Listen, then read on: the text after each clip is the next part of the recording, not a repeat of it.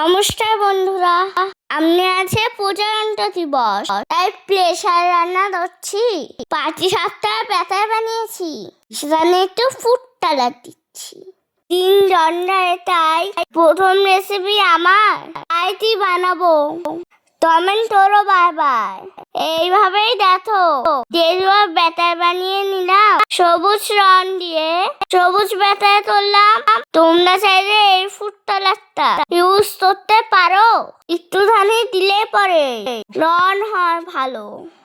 এরপরে কড়াই আমি বসিয়ে দিলাম, বেগুন দিয়ে অল্প তেল মাখিয়ে দিলাম। এসের জন্য যারা দিয়েছে পান বলি দান, কোনোদিনও ভুলবো না তাদের অবদান।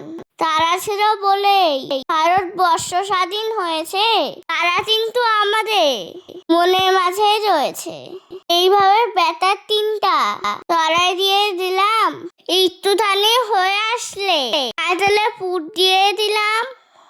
এরপরে ধীরে ধীরে উল্টে নেব। হালকা আছে পাটি সাপটা, অল্প অল্প সেঁতে নেব।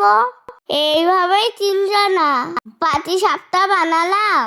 প্রজাতন্ত্র দিবসের স্পেশাল রেসিপি তোমাদের দেখিয়ে দিলাম। জয় হিন্দ। ভিডিওটি দেখার জন্য সবাইকে ধন্যবাদ।